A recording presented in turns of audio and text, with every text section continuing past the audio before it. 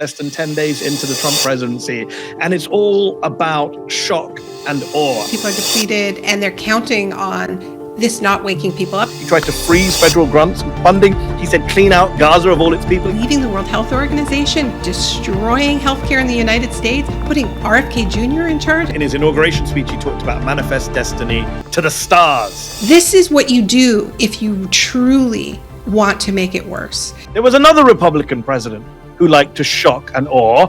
He did it in Iraq in 2003. I'm Naomi Klein. And I'm Mehdi Hasan. And this is Unshocked. Naomi, welcome back. Good to see you again. Happy New Year, though there's not that much happy about it so far. Yeah, well, I'm happy to see you because I feel like it's a very good time to get unshocked. Everyone's heads are exploding. This week we're going to get unshocked about shock. Yes, and because what we've seen since January 20th, we're recording this, less than 10 days into the Trump presidency, and it's all about shock and awe. And before we get into the details of it, just for those of you watching at home who are old enough to remember, there was another Republican president who liked to shock and awe. He did it in Iraq in 2003. The start of the campaign called Shock and Awe. Artlist.io. As many as 3,000 Tomahawk cruise missiles. This isn't just an attack on bricks and mortar. It is an assault on the human senses. This will not be a campaign of half measures. We will accept no outcome but victory. Naomi, shock and awe is back in the news. It's not just the George Bush era. Everywhere we look now, people are talking about Donald Trump shocking and awing us. Mainai, a Columbia University professor, described the ICE raids as a form of shock and awe to terrorize immigrants. A reporter at the Washington Post, John Hudson, said that USAID officials are saying this is shock and awe, the way they're shutting down aid to the entire world, with the exception of Israel. Even Steve Bannon, the guy who first talked about shock and awe in the first term, he's saying this has gone beyond shock and awe. He's calling this the days of thunder. You wrote a book called The Shock Doctrine, which is where the name of this show comes from, Unshocked. What are they doing when they're trying to shock us? Yeah, so that the military strategy, the shock and awe military strategy from 2003, the invasion of Iraq, the whole approach was designed to overwhelm and awe Iraqis so that they would just kind of lie down and give up. That was the military strategy. If we recall, it didn't actually pan out that way. No. There was a short-term sort of suspended animation. Then there was a lot of looting and chaos. And then there was a very, very intense response that bogged the U.S. down. So it's bad strategy. I don't know why they're trying it again, but the idea is to come at you from all directions, right? And the shock approach has also been used in economics. The idea that you want to apply shock therapy to a population so that they essentially give up, right? And so a big part of this, I think, describing the raids as a shock and awe approach, what that speaks to is not just that there's a lot of it happening all at once, but that it is being performed, right? That's why, Dr. Phil goes along, and that's why there's like media embeds, is that they're counting on this being broadcast to communities, overwhelm them, have a sense of futility because there's so much coming at us. And that's the flurry of executive orders as well, which I know you had your eye on. We're not supposed to be able to keep track as journalists. And you used the word overwhelmed. And interestingly, to go back to Steve Bannon, a man you and I have studied, sadly, have had to study. I know when you wrote your book, you spent a lot of time listening to the War Room. He's the guy who famously in the first term said to Michael Lewis of Bloomberg, the Democrats don't matter. The real opposition is the media. And the way to deal with them is to flood the zone with shit. And that's where we get this phrase of them flooding the zone. But this time round, he said recently in a Washington Post interview, they're not just, he said, they're overwhelming the system. And he says that in a positive way. When you talk about overwhelming people and flooding the zone, it is about numbing us. It is about making the public not be able to keep up, journalists not be able to keep up. They've done so much. You mentioned executive orders. Again, for our viewers who may not be able to follow all this, just to give a sense, Naomi, while we get this conversation going about shock and awe, just some of the things that Donald Trump has done in 10 days, just a few. I just want to run through them very fast. He pardoned January 6th insurrectionists. He pulled America out of the climate change agreement, the Paris Agreement again. He signed a bunch of executive orders trying to end asylum at the southern border, trying to end DEI in government, trying to end birthright citizenship. He said ICE can grab people from churches. He called for MSNBC to lose their broadcasting license. He fired DOJ people. He fired NLRB people. He illegally fired 18 inspectors general from the federal government. He tried to freeze federal grants and funding. He said clean out Gaza of all its people. He sent 2,000-pound bombs to Israel. He threatened Denmark. He threatened Colombia. He threatened Panama. He renamed the Gulf of Mexico the Gulf of America. He told Mark Milley and Mehdi, I there's think a lot. we get it. It's a lot. It's a lot. I could keep going, but there's a lot. You could keep going, and we'd be here all day. And but that is really designed, does overwhelm the media, the Democrats, the public. Where do you focus your attention when you're being shocked and awed like that?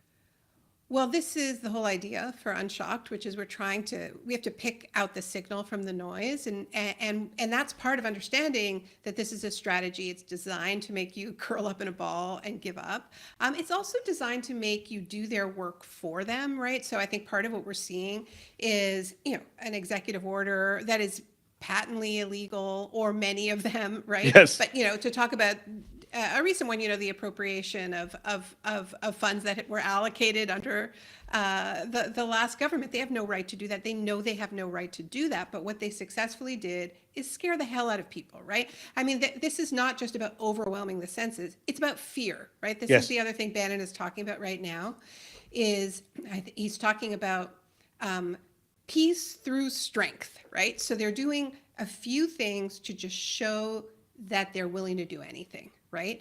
And sending these messages of you could be next, right? And so when it seems like they're going to freeze everybody's funding and take everybody's funding, if they are while they hunt for gender ideology and Green New Deal indoctrination, Marxists. Nobody comes to work saying, today I'm going to do gender ideology, and today we're going to implement the Green New Deal. There is no Green New Deal. It didn't get passed. Joe Biden didn't even get Build Back Better through, let alone the Green New Deal. So the point is to make everybody at a foundation, everybody at a university, everybody in the nonprofit sector look at what they're doing through the eyes of the Trump administration and think about, okay, well, who can we throw under the bus, right? Yeah. Who can we sacrifice? So they're sending that fear through every institution. And of course, with the shock and awe immigration raids, it is a very, very tangible fear. And that's why it's really significant when you have countries standing up like Colombia, and saying this is, you can't treat our people this way. It messes with the script. Yeah, and you had a couple of judges so far stand up to him, one on the birthright citizenship executive order saying it's blatantly unconstitutional, and then this Muslim judge, which must have annoyed them even more, who halted their their federal funding freeze, and they now claim to have done a U-turn or a rescission. We will wait and see on that. But this idea that we are limited in what we can do. You make a very good point that they want us to do their work for them. And just another quote that I just spotted from especially, right? Journalists especially, and before the journalist activists, before the election, in fact, actually just before the inauguration, excuse me, the New York Times ran a piece about Stephen Miller profiling another Bannonite in the government, another one of these kind of revolutionaries.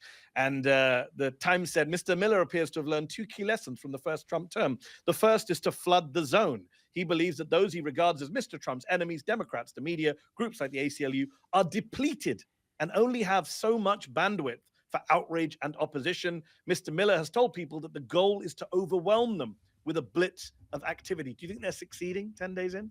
I think he's not wrong that people are depleted. I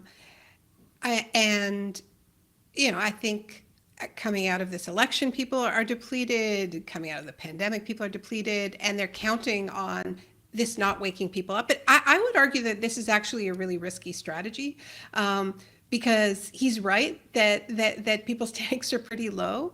But I think people can also be pushed too far, and you can wake people up. Shock can be a bit of a jolt, right? Like it's they're playing with fire a little bit, right? They're hoping that the shock just overwhelms people and makes people lie down and give up. There's also a history of overwhelming shock inspiring people to fight, and that could happen too.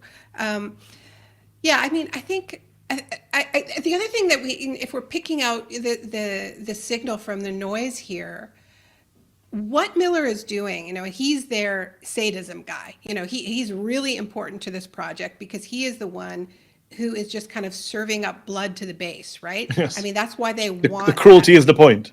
The cruelty is the point, but it's not just the point. The point is also distraction, right? Because Trump did not run on having the big tech billionaires be his favorite people in the world, who he showers $500 billion for AI, which it turns out the whole business model was failing anyway, right? I mean, he's actually doing the exact opposite of what somebody like Steve Bannon has been telling his listeners for years, which is that they were going to take on big tech, right? The biggest economic initiative so far is handing this over to $500 billion for AI, huge corporate welfare, right?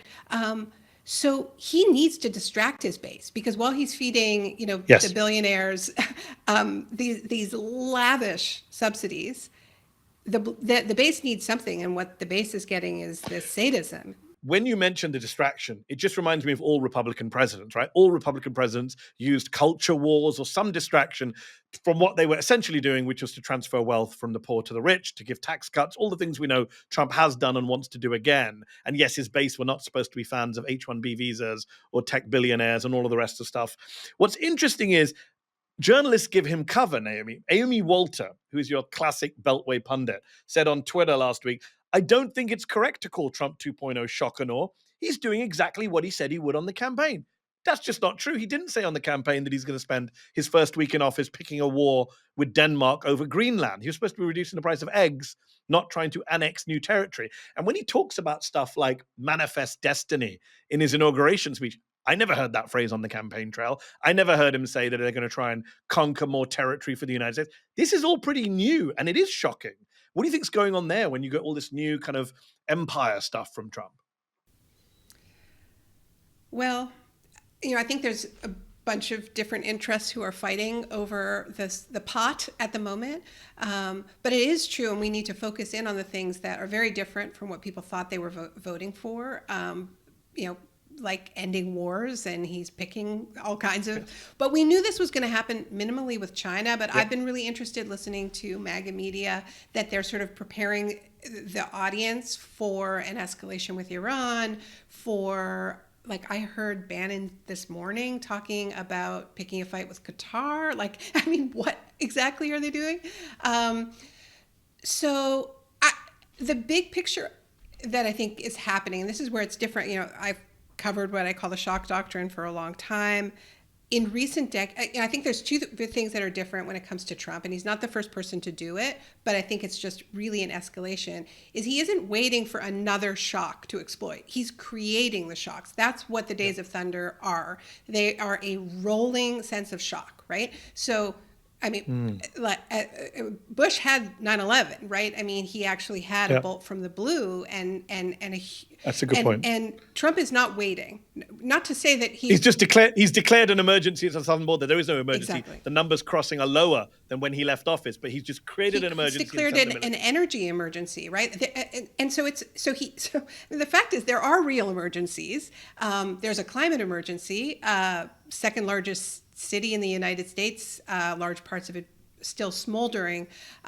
And in the face of that, he's declaring an energy emergency, which is permission to accelerate extraction, i.e. the very thing that is driving the climate crisis. So you make the real crisis worse while declaring a fake emergency. You deny the real emergency. And so what is that about, right? And I think that points to the other thing that is different about Trump. Most of the people who I've covered who use this tactic, including to a large extent the second Bush administration, they mainly used it for, they did use it for expansion, but they mainly used it to push neoliberal economics, it's a free-for-all, privatization, deregulation.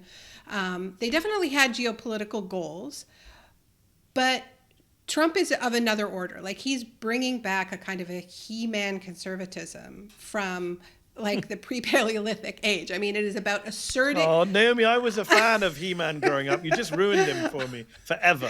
But it really is like zooming out. It's yes, it is all those things around corporate giveaways. So we can't take our eye off that. But it is also this return of just the crassest kind of dominance, right? Men over women, straight over gay, dad over the family, America over the world, rich over everybody else. And it's really, and I think this speaks to the appeal of Trump, right? Is that he is from the not just pre quote unquote woke era, but he's even pre 1990s political correctness. Like he's from the 80s. He's a creature of the 80s before anybody had to do anything to, to mediate what it means to be powerful, right? Like if you've got money and you've got power. Gordon Gekko without the charm or brains. And I think what we underestimated, many of us, is the extent to which it pained these billionaires to have to make even the most minor concessions, right? And we saw a lot of this come out around Palestine and the genocide, and using that issue to take aim at all of the gains in recent decades. Many of the gains were very limited. I mean, that's the irony, is that we've ended up with, sometimes very cosmetic changes, sort of centrist identity politics that lifted up a few people, but actually allowed life to get worse for most people of color, for instance, and women. And that is part of the demoralization, frankly, that Miller is speaking to. It's not just, okay, the Democrats had a bad election. I think that the left is very divided over what centrism has delivered, right? Yeah. And I want to come back to centrism in a moment, just sticking with what you mentioned earlier, the climate crisis, and what I mentioned earlier, manifest destiny. I wonder if there is a collision or even a kind of correlation between these two, because in his inauguration speech, he talked about manifest destiny to the stars, right? And Steve Bannon has talked about a manifest destiny 2.0, referring to this apparent desire to annex Greenland and Canada and Panama Canal. And I just wonder, is this sense of screw the rest of you, screw egg prices, screw climate change, screw wildfires, screw inequality. We, our select few, have much higher aspirations to conquer the planet, conquer the stars. Like, have we gone back? He mentioned William McKinley. Like, we've gone back 100 years? Well, in a way, I think it's all he has to offer, right? This sort of mythic superiority, precisely because he isn't going to deliver on those material benefits that he promised. But there is something, and this is something that I think that we can often underestimate, that there are real pleasures in offering people being part of the best country in the world, the country that is able to dominate others, being part of the group in that country that is most protected, that is most loved. And that is what he is able to offer. I mean, he's not going to be lowering the price of eggs, not threatening tariffs on everybody. I mean, he's actually going to cause prices to soar with his policies, and he'll blame everybody else.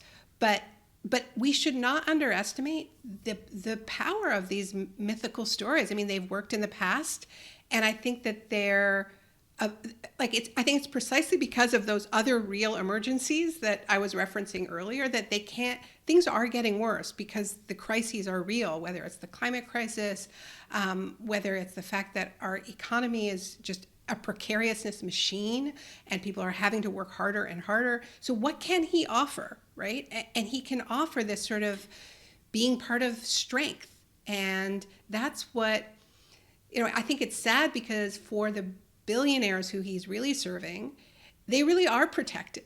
Their wealth really does protect them. And, this is what we're seeing when we see how angry they were for having to open a DEI HR office, or having to put pronoun, allow their workers to use their preferred pronouns or whatever minor concession they had to make. Every one of them pained them so much because they truly believe, I think, that their wealth means that they get to play by another set of rules. And Trump is offering them that. And so, they also get what do you see? They also get to They also get to pretend to be victims, Naomi. There was a great moment in the inauguration where Trump talked, and I think he went off script. I don't know if this was in the actual speech, when he talked about the wildfires. And then he goes, some people are in this room, rich people, and they lost their homes too. And it's like, no, they didn't. Bezos did not lose his home. Zuckerberg did not lose their home. What are you talking about? And if they had lost their homes, who cares? Thousands of people lost their homes. Why should we care about billionaires losing their homes? But it goes back to your point about being protected. This idea that they have been able to erect castles and moats and just, cut themselves off as much as possible. But even with climate change, no one is really immune, not even the richest people in the world. So now you've got this idea of like everyone wanting to go into space. It's no coincidence, is it, Naomi, that Bezos and Musk and Thiel and all these people are obsessed with creating, new frontiers and new civilizations and, Star Trek style, going where no person has gone before. That feels not coincidental. That feels partly ideological. It's ideological, and it's also there's, even though it sort of presents as being idealistic and like, this is a new dream, it's actually incredibly pessimistic. Like if you dig into what's, the Silicon Valley ideology, this thing called long-termism, right? They've already written off Earth. When Jeff Bezos came back from space, he was like, well, he actually said, this is a good place to put our garbage, like he's like, we're running out of space on Earth, so we can throw our garbage into space. So, I think that that Musk, he used to be a green energy guy, right? He used to be very focused on the climate crisis. Now he doesn't talk about it because he's already given up, right? And I personally believe that Trump knows that the climate crisis is real. He sort of has to, because Mar-a-Lago is very vulnerable. But as you say, they're all going to be fine. And they've all calculated that they're going to be fine. And of course, Thiel is like the original billionaire prepper. He's got land in New Zealand. So in a way, I think space it's really just a kind of clunky metaphor for what they're doing down here, which is building their escape hatches. And, they really think that they're going to be okay and that it's going to be other people who are not. And this is, I think, And everything can burn down, right? It doesn't matter if stuff burns down because it's either not going to affect them in the short term or the long term. And when I say burn down, by the Naomi, we're not just talking about like fires burning down forests. Bannon style, they want to destroy the government. When Musk is saying, hey guys, we take a buyout, or whatever phrase you want to use, not a buyout, but leave the government, which is what they're offering this week. Get rid of federal government employees. That is all. Part of me thinks that they think even if we can't get away with it fully, even if we only partly dismantle the government, when the Democrats come back, they're not going to have the guts to rebuild it or rehire the people we've gotten rid of. They will have moved that Overton window in such a way that the damage will be done. And again, they don't care what happens in the long run because as you say, they've written off the planet, they've written off society, they're all about their bottom line. And I just wonder, you've written about the shock doctrine in the context of neoliberalism and, shock therapy, privatization. You've written about it in the context of the Iraq War. In this context, when we talk about the shock doctrine being employed here, is it just this idea, I wonder, to smash stuff, break stuff as much as you can in whatever limited time you have on the grab stuff on the way out, and also the assumption ideologically that the next bunch, even if the Democrats win back the House and Senate in 26, or even if they win back the presidency in 28, they're not going to be able to rebuild what we've broken. I think that's part of it. And I think there's a really deep libertarian streak at work, whether or not that's true of Trump personally. I mean, it's always strange to talk about what he thinks. It's just a series of grudges, and appetites. Impulses. Yeah. But somebody like Peter Thiel or Elon Musk, I mean, I think the appeal of crypto for them is that it is a currency that doesn't rely on the nation state, right? I mean, they're obsessed with this idea of kind of secession from Earth, even without outer space, right? But space is part of that narrative.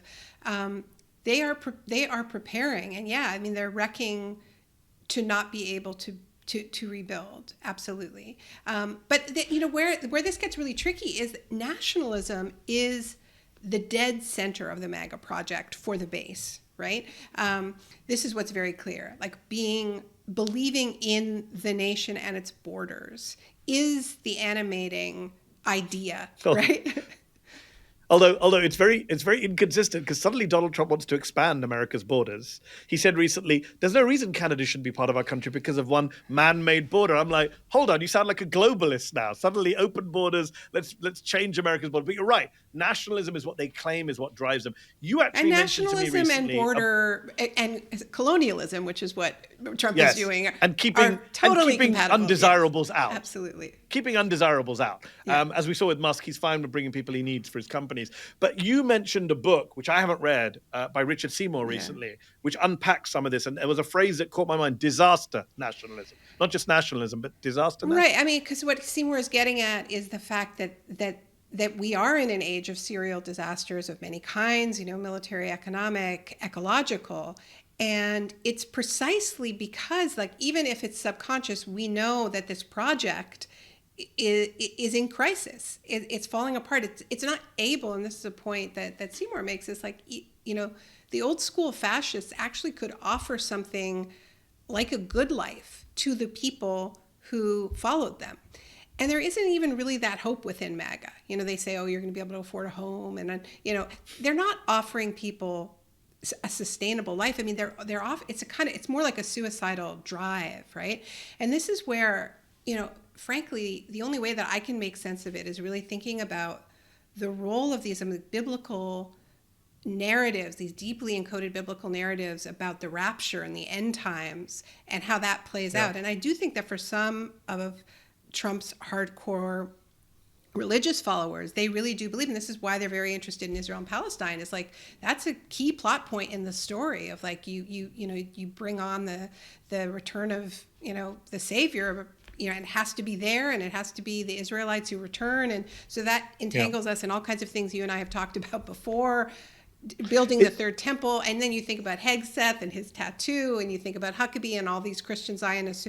So that there's that part. But of it's a weird alliance, though, isn't it? Alliance, it's an alliance between the kind of secular tech fundamentalists, the biblical Christian evangelical fundamentalists, and then at the center of it all is Donald Trump, who, as we say, believes nothing other than getting ahead in the short term and making money for him and his family. And it's that weird alliance of fundamentalists, but from different walks of life.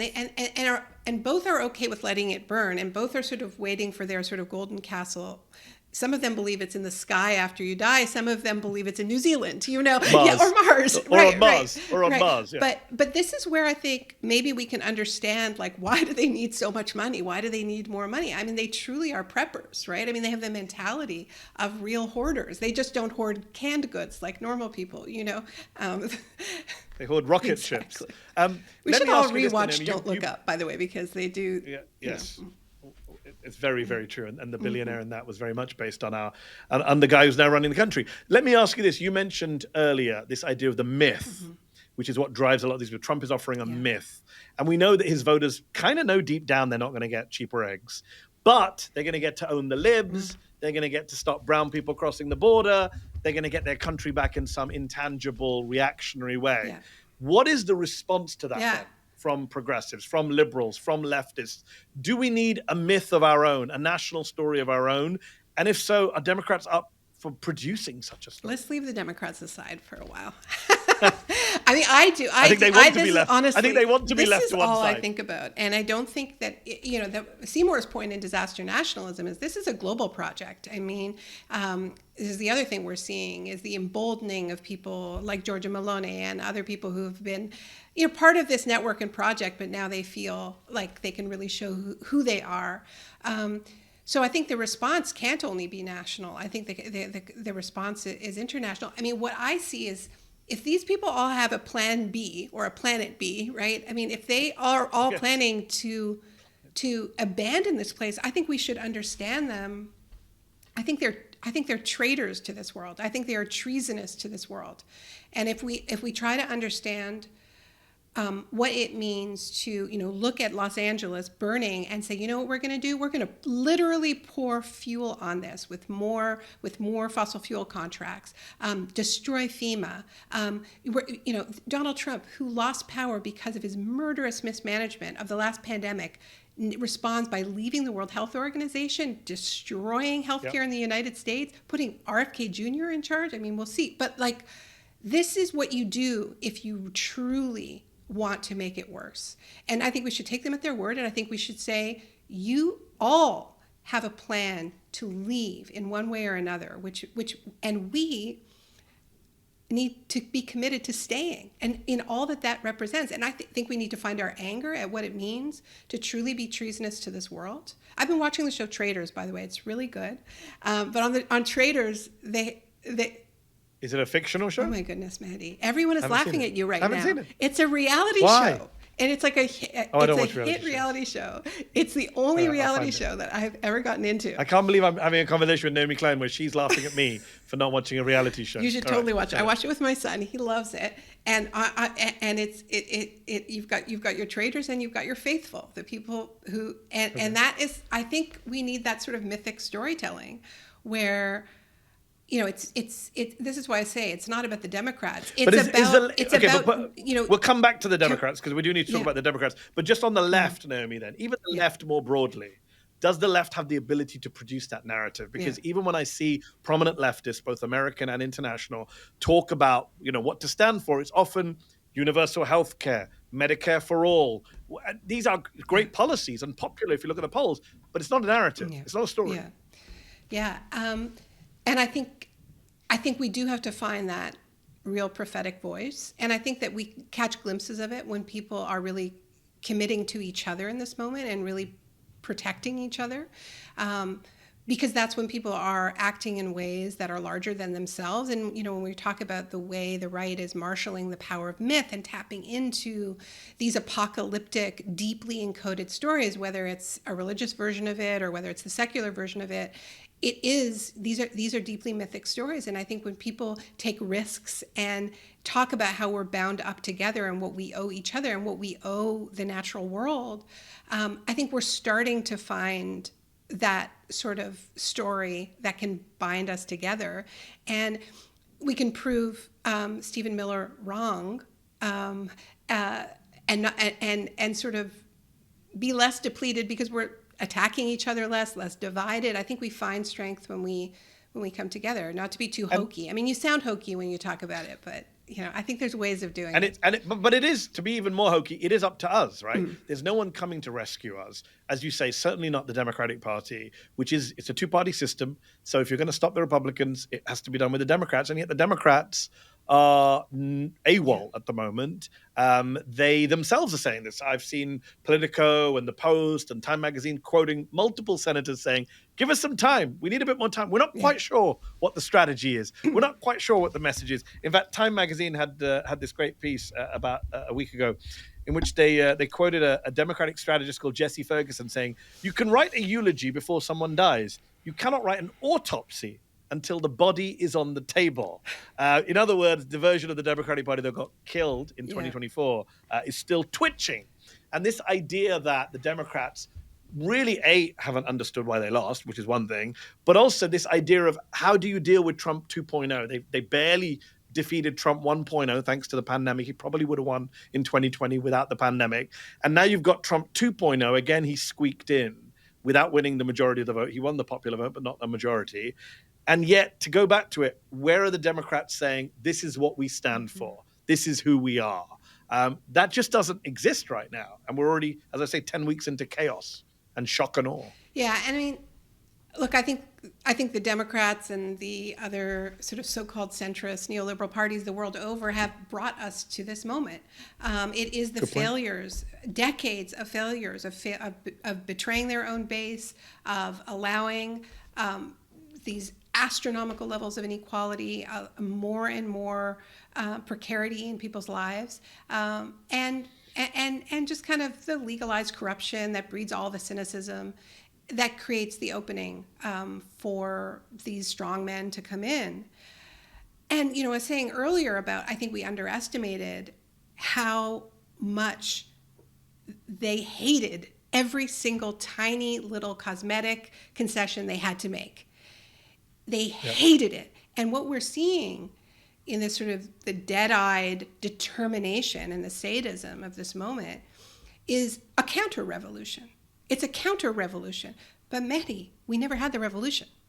right? We're getting Yes. a counter-revolution without So true. the revolution that would have actually made people's lives better. It And the goes problem back to- is that means there's no one at the barricades to defend the So true. DEI office, because actually people will defend universal health care, but they're not going to defend these policies that. That's so true. And so they got us here. You said earlier in the show about the Green New Deal. It's kind of like the same thing. You mentioned, Marxism. First of all, I've lived in DC for a decade. I've never met a single Marxist in Capitol Hill, White House, or anywhere near the levers of government, sadly. But this idea that you make a very good point, that people are not going to go to the ramparts for things that they weren't that happy to begin with, right? It was a compromise to begin with. It was make their incrementalism. lives better. It was Obamacare. Or it made their few lives a people's little lives bit better, better. but not in an obvious way. Obamacare did make lots of people's lives better, but it didn't transform the American healthcare system in the way that we all know it needed to be transformed. And we've seen the reaction to the Luigi and co. So you're right. It's such a good point that they are fighting a battle that's easy for them to win because there are no defenders on the other side. The counter-revolution has the advantage. I mean, look, this is what neoliberal centrism has delivered. A counter-revolution that is very serious without the revolution that would have united us, right? And so that's, I think, what we need to be thinking very strongly about how we don't make those mistakes again, how we give people something to actually fight for, that they would defend. So we need it. So what you're saying, Naomi, is we need a counter revolution against the revolution that never happened. Put that on a message. Put that on a bumper sticker. One Democrat. Before we wrap up, I got to say, one Democrat who has been making a lot of noise recently, to the point where a lot of liberals are saying she seems to be the voice of the party right now, not in ideological terms, but in terms of just fighting the good fight and taking a stand, is Alexandria Ocasio-Cortez, Congresswoman AOC, who's taken a lot of heat from right-wingers over the years and from some on the left who see her as not left enough. I just want to play one clip from a recent interview she did with Jon Stewart on his podcast. One of the problems is that the internal incentives within the Democratic Party are quite contrary to a clear, full-throated agenda. And that's why I think you notice, like, Biden on his way out, it was only on his way out that he was like, this country's controlled by oligarchs. Bye. Like, we could have used that energy a couple years ago. Naomi, we could have used that energy a couple of years ago. She says, we could use that energy a couple of hours ago when I look at the current Democratic Party. Yeah. And I think there are some people who are bringing some of that energy. Zohran Mamdani, running for mayor of New York City, I think is showing that that you can have populist policies from the left that inspire people and direct the anger in the right direction. I don't think that this is just about anger, by the way. I think it's a combination of anger at the people who are destroying lives, families, the planet, and a love for one another and for the rest of the natural world, as hokey as it is. I think that we need trusted messengers for that. That's the problem with Biden's message on his way out the door, is he was not a trusted messenger because he, was in bed with the forces he was calling out. So that's the problem. There was that moment where he said oligarchy, and then all these Democrats said, "Oh, finally oligarchy." And then the Republicans, they very easily were able to say, hold on, didn't you just give George Soros a Presidential Medal of Freedom on your way out the door? Isn't he an oligarch? Which he kind of is in some ways. So, yeah, it is a problem, as you say, if you're in bed with the same forces you're calling out. Hypocrisy is a problem. But look, hypocrisy, including the hypocrisy. That's been a Democratic Party problem for a long time. And it's been a problem on the left. Even on pardons. It's been a problem on the left as well. And this is something I've been trying to talk about more openly is we need a culture. My friend Kanye Mata Taylor talks about how we need a welcoming left. I mean, we can't say, we're the ones who are on the side of the people. We're on the side of, on the side of life, and then just be constantly taking each other down. And I think part of this is the legacy of being on these corporate platforms for so long that they've really gotten inside us, and all we're capable of is just a series of takes and takedowns. We don't really know how to do give and take anymore. We don't know how to debate. This is why we need to support independent media and find, more productive ways to talk to each other. So in some ways, to end on a positive note, we should be grateful to our oligarchs for spewing so much poison on the social media platform that they've driven many of us away. And we have to find other places. And what I'm hearing from you, Naomi, is you're not a fan of the circular firing squad left. That's strange. I thought we all loved the circular Listen, firing I always squad end up in progressive circles. I always end up after giving these radical talks just ending with a please be nice to each other, you know. Please be nice to each other. I'm sure AOC would take that message. Who gets a lot of heat on the left. You and I get heat from all sorts of directions. Look, it's 2025. It's January. We're getting shocked and awed. We're trying to unshock people from that shock and awe. It's not going to happen in one episode of this show. You and I don't have all the answers. We don't pretend to have all the answers, but we're trying to have a conversation. We're trying to reboot the narrative. I think that's fair to say. Absolutely, absolutely. And, you know, you start by finding each other. You know, this is what we always want to do when we're in shock. I always remind people after 9/11, the thing that people naturally wanted to do was gather. They wanted to meet, in squares in New York City and just talk. They wanted to read history and try to understand how this happened, right? And the Bush administration said, go shopping. George Bush said, go shopping. You know, and the most atomized thing you can do. So I think we should trust that impulse. Find your people, gather, have real conversations, get out of shock. Tell your piece of the story and show up for each other. Yeah. When you show up for each other, you realize you're stronger. They're trying to make us feel powerless, right? Every time we find our strength and we find our people, we find our community, we're getting out of shock. And if we unshock ourselves, we won't be doing their work for them, as you pointed out earlier. Naomi Klein, always a pleasure. Thank you so much. Thank you so much. Did you like this video? Don't forget to subscribe to this YouTube channel and turn on notifications. For exclusive content and to support our independent, unfiltered journalism, head over to zeteo.com. Your support matters.